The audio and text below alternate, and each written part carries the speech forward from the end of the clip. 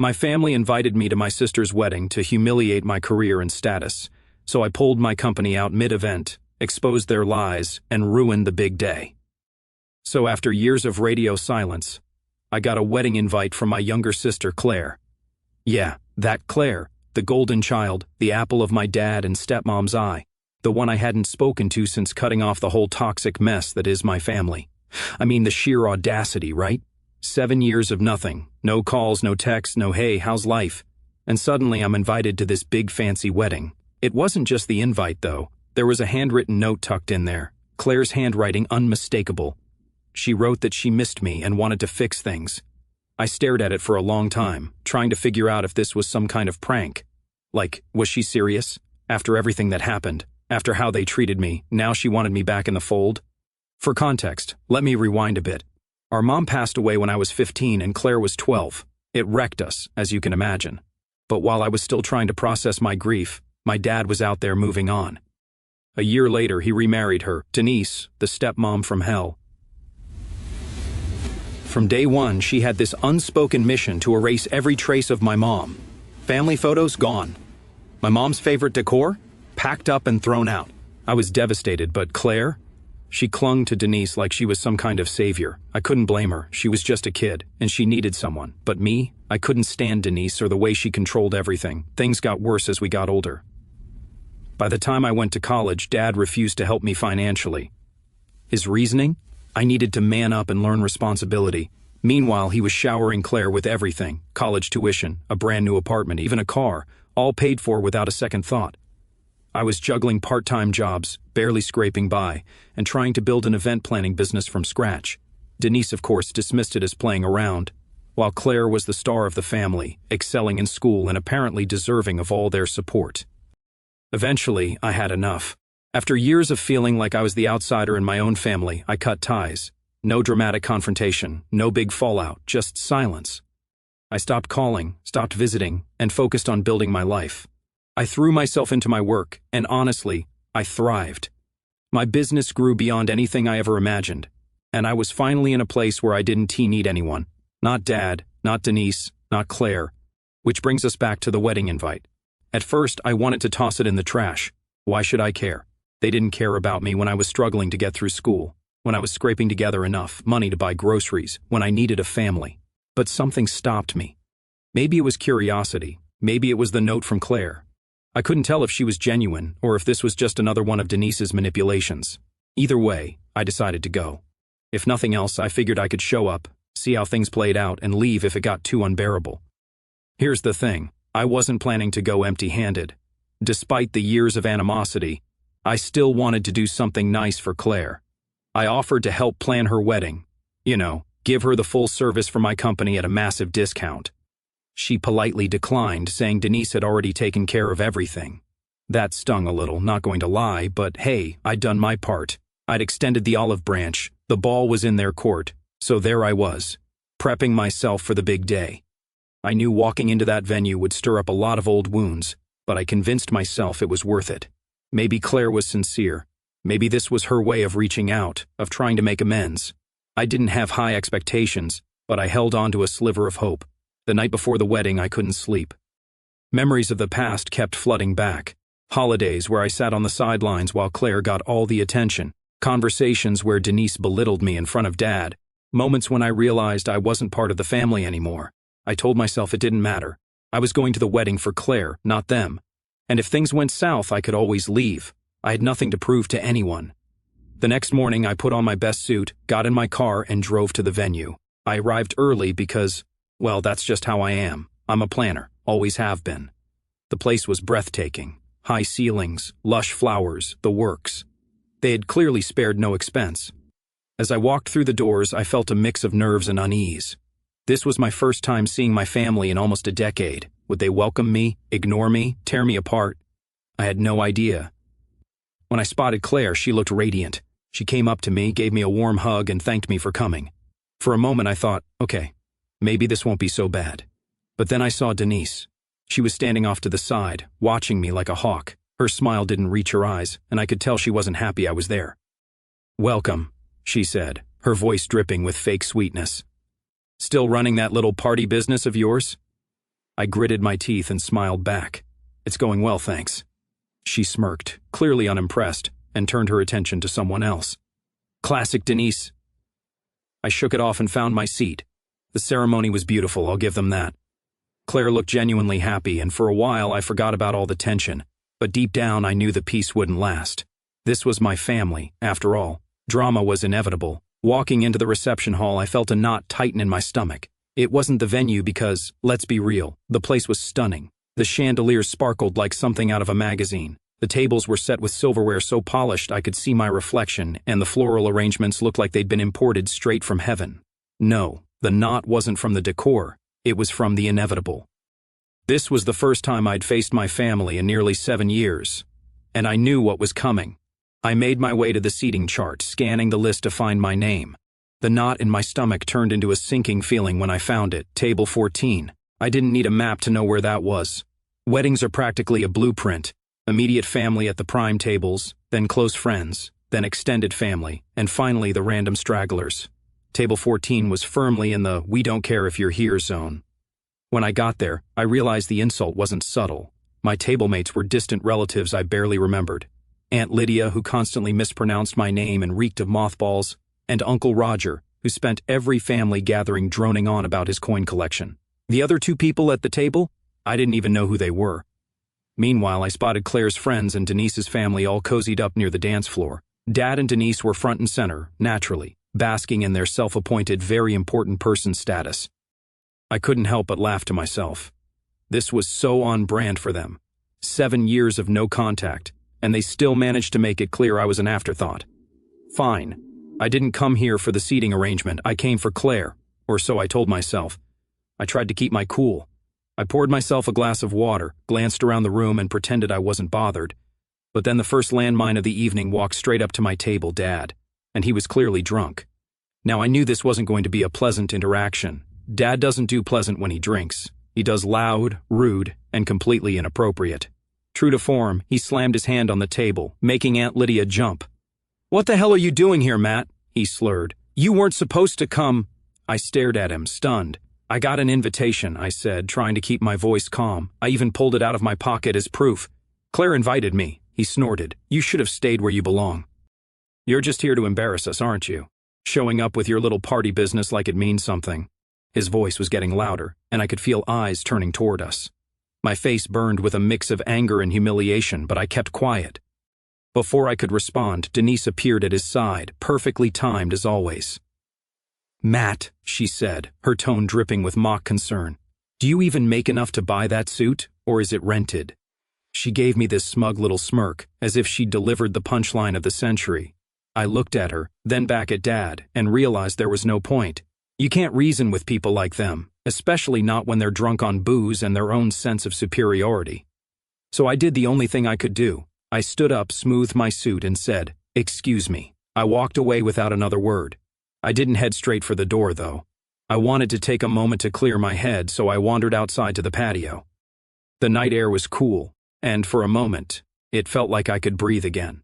But the voices from inside kept ringing in my ears. Embarrassment, little party business. God, they couldn't even let me exist without tearing me down. I leaned against the railing, staring out at the garden, trying to decide what to do next. Leave and never look back? Go back inside and pretend none of it bothered me? Neither option felt right. I was lost in thought when I heard the music start up inside. Cheerful, upbeat, completely at odds with how I felt. That's when I realized I couldn't stay. I didn't owe these people anything, least of all my time or energy. I made my way back inside, sticking to the edges of the room to avoid being noticed.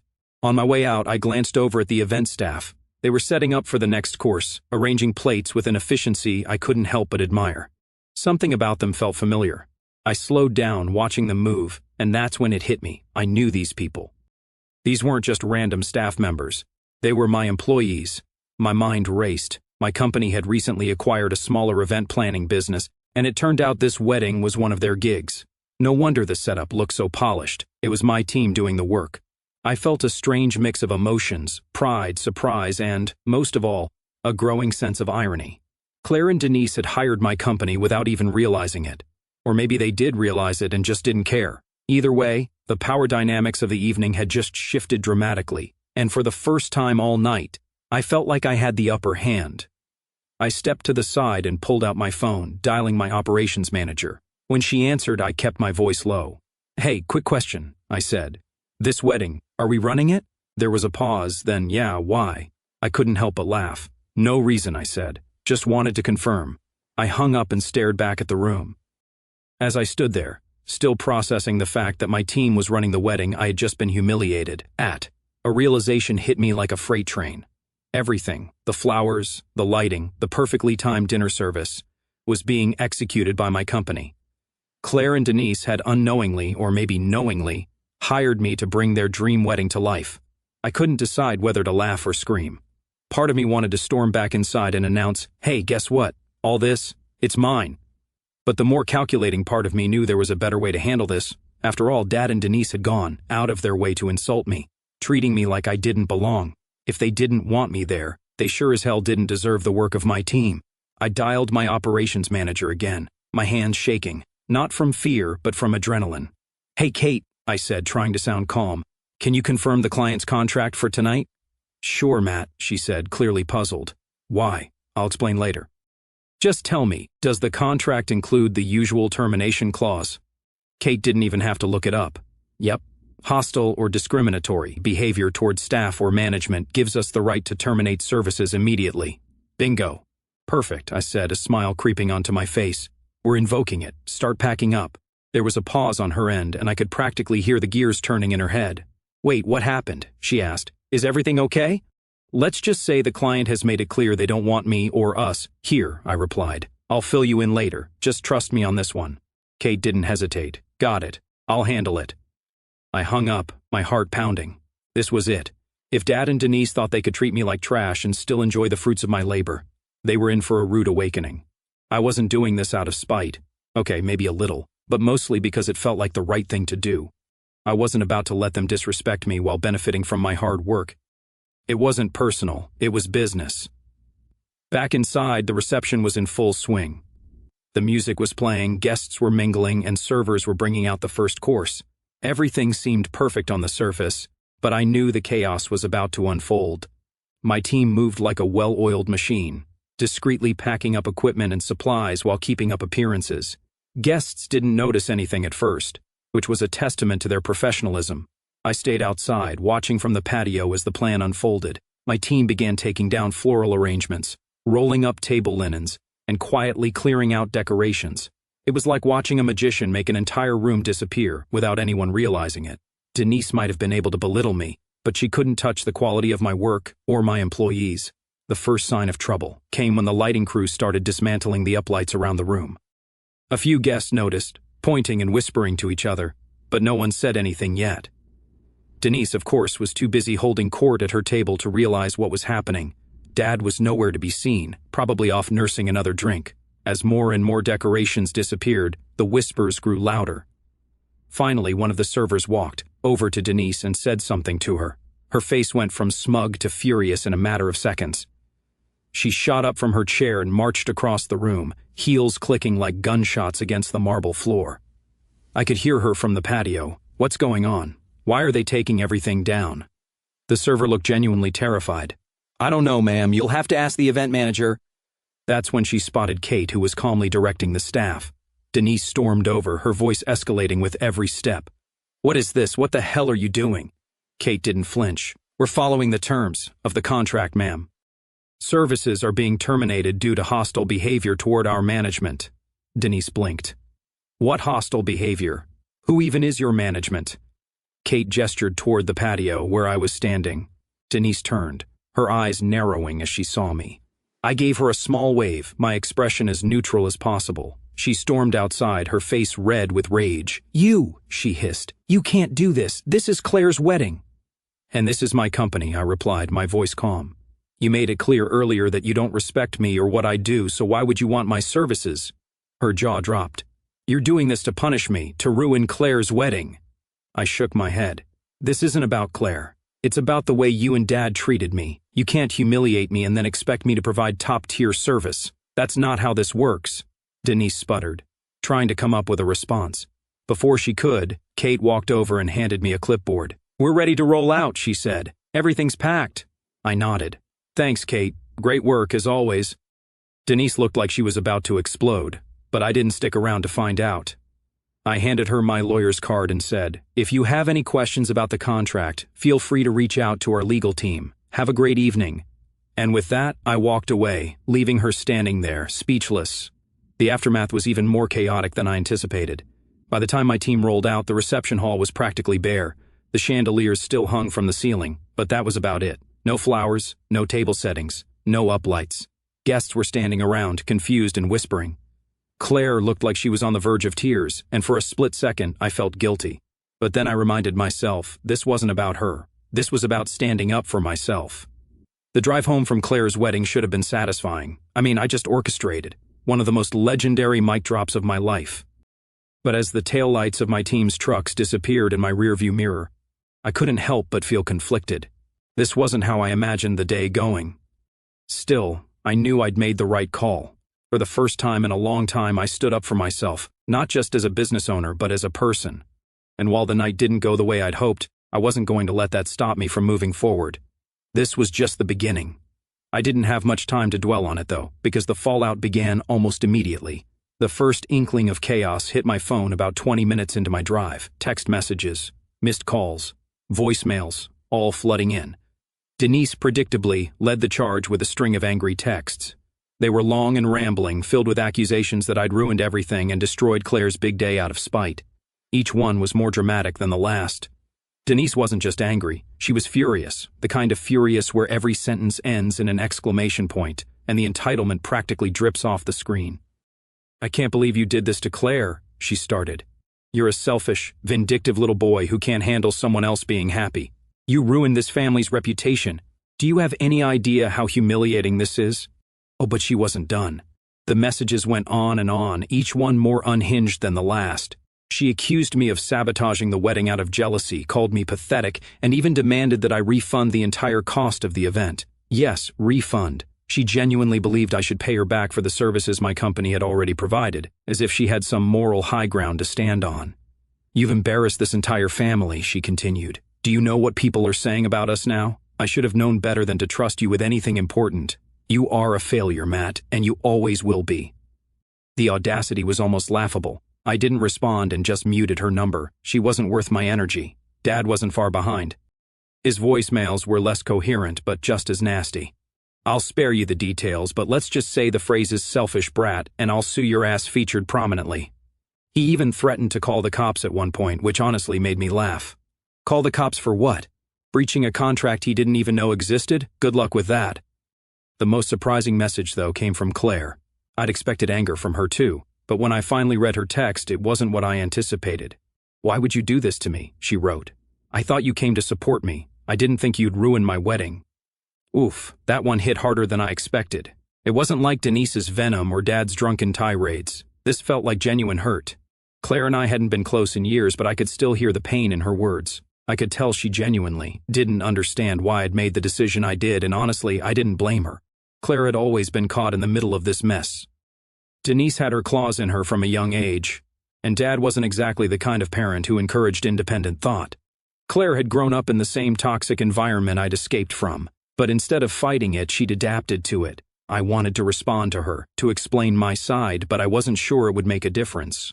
For a second, I wondered if I'd made a mistake, but then I remembered why I'd made the call in the first place. The next morning, the situation escalated. Denise, true to form, couldn't let it go. She started calling people, family members, friends, anyone who would listen, and spinning the story in her favor. By noon, I'd already received texts from 2 aunts and a cousin, all asking me to explain what really happened. To save myself from repeating the same thing over and over, I sent out a blanket text to the handful of relatives I still semi-trusted. Long story short, I was insulted, disrespected, and treated like an outsider. So I terminated my company's services per the terms of the contract. If you have questions, ask Denise. If you want the truth, ask the venue staff. I'm done defending myself. One of my aunts responded almost immediately. "Good for you," she wrote. "We saw how Denise treated you at Thanksgiving 5 years ago. She's always been awful to you. I'm just sorry Claire got caught in the middle. Her support caught me off guard. I'd spent so many years assuming the entire family had written me off that I hadn't even considered the possibility that some of them might be on my side. It was a small comfort in the middle of a storm. Then came the unexpected fallout from the guests. By the afternoon, I started getting emails and inquiries. Business inquiries. Apparently, word had spread among some of the wedding attendees about what had happened, and a few of them were impressed with how my team had handled the situation. One woman, who I vaguely remembered as a family friend of Claire's in-laws, reached out to say she admired the professionalism of my staff. "I heard what happened," she wrote, "and I just wanted to say your team handled everything with incredible grace. It was clear the issue wasn't with your company but with the family. I'm hosting a charity gala in a few months and would love to work with you if you're available. Talk about a silver lining." I responded immediately, thanking her for her kind words and setting up a time to discuss the event. Within a few hours, I'd received 3 more similar emails from other guests. It was surreal. The same wedding I'd been accused of ruining was now turning into free publicity for my business. Denise's attempts to humiliate me had backfired spectacularly. Of course, Denise wasn't done. By evening, she'd escalated her campaign against me to the digital realm. I discovered she'd left a scathing review about my company online, accusing us of being unprofessional and unreliable. The review was filled with outright lies, claiming we'd arrived late, provided poor service, and abandoned the event without warning. Thankfully, I was prepared for this. I contacted my lawyer immediately, and within hours, we'd sent Denise a cease and desist letter, warning her that any further false statements would be treated as defamation. The review was removed the next day, and as far as I know, she hasn't tried to post anything else since. Denise had apparently decided to escalate her entitled tantrum to new heights. The next morning, while I was reviewing my emails, I got a call from my lawyer. "You're going to love this one," she started, her tone dripping with sarcasm. "Claire's family is threatening to sue you for breach of contract." I actually laughed out loud. "You're kidding," I said. "On what grounds?" "They're claiming you abandoned the event and caused irreparable damage to Claire's wedding," my lawyer replied. "They're demanding a full refund and additional damages for emotional distress." The absurdity of it almost made me spit out my coffee. Emotional distress because I enforced a clause they agreed to? That's rich. My lawyer chuckled. "Don't worry, Matt. This is nothing more than a scare tactic. Their lawyer, if you can even call him that, sent a laughably vague letter with no specifics. I'll draft a response, but they don't have a leg to stand on." A few days later, Denise's attempt at a lawsuit reached its next ridiculous stage. Their lawyer, who I later learned was one of Dad's poker buddies, sent another letter claiming my decision to terminate services had caused public humiliation and significant financial loss. He even threw in some inflated numbers for the supposed value of the event decorations and catering services. The best part? The letter also accused me of being malicious and vindictive for taking down the decor during the event. The plaintiff's family was subjected to public embarrassment, it read. The abrupt removal of event services tarnished the reputation of the hosts and caused irreparable harm to their social standing. I couldn't stop laughing as I read it. Denise was genuinely trying to paint herself as the victim in a scenario she'd entirely created. The irony was so thick you could cut it with a knife. My lawyer, however, was far less amused. "They're trying to throw mud at the wall and see what sticks," she said during our next call. "Their entire case hinges on the idea that you violated the contract, but the clause you invoked is ironclad. We'll respond formally, and I'll make it clear that pursuing this further will only waste their time and money." The legal back and forth dragged on for about 2 weeks. Denise and Dad kept pushing, likely because their lawyer didn't have the guts to tell them they had no chance of winning. Meanwhile, my lawyer was working behind the scenes to compile all the evidence we needed to shut this down for good. We had everything. The original contract, signed by Claire, which clearly outlined the termination clause.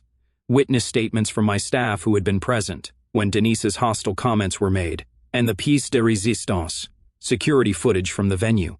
The cameras had captured everything, including Dad's drunken tirade and Denise berating my team. When the footage was brought to their lawyer's attention, the case crumbled almost instantly. My lawyer sent a final letter, laying out the evidence in excruciating detail and warning them that if they continued to pursue the matter, we'd countersue for defamation and legal fees. 2 days later, I got an email from my lawyer. They've dropped the case. No further action required. The most surprising fallout, though, came from Claire's new husband, Adam. He called me a few days after the wedding. I almost didn't answer, but eventually, out of curiosity, I picked up. "Hey, Matt," he said, his tone awkward. "I know Claire wants to talk to you," he continued. "She feels terrible about everything. She's just, I don't know, scared. She's stuck between you and Denise and it's tearing her up."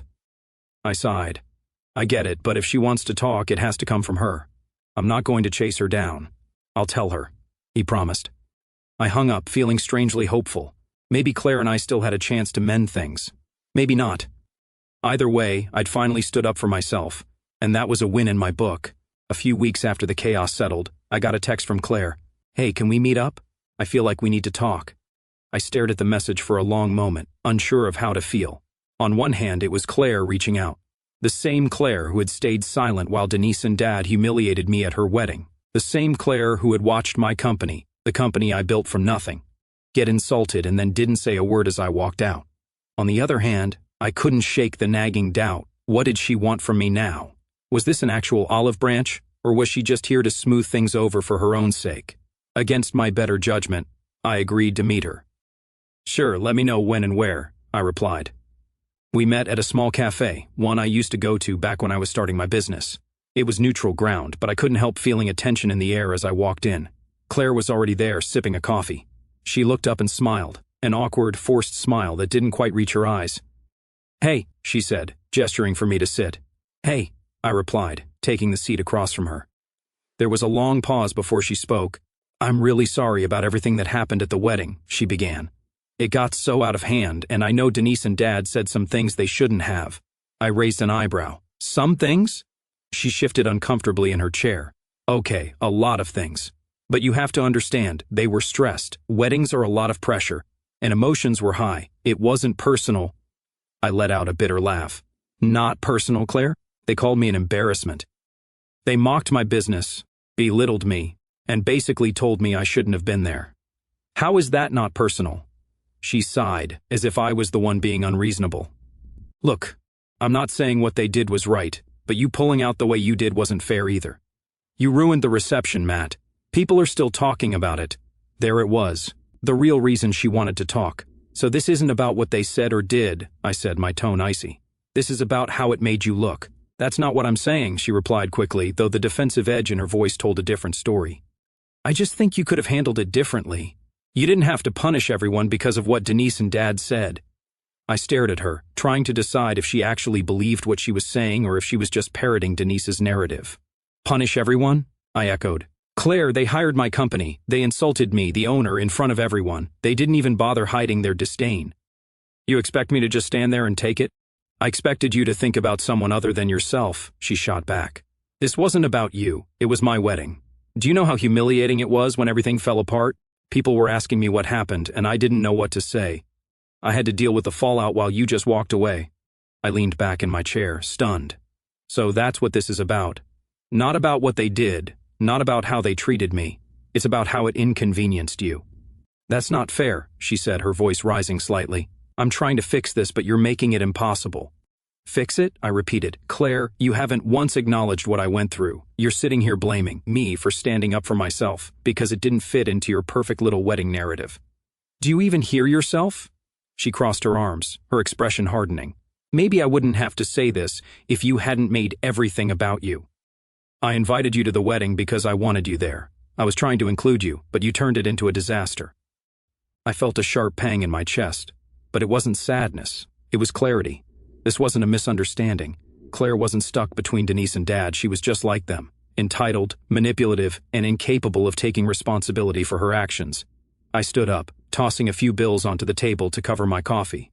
"You know what, Claire? I'm done with you, with Dad, with Denise, all of it.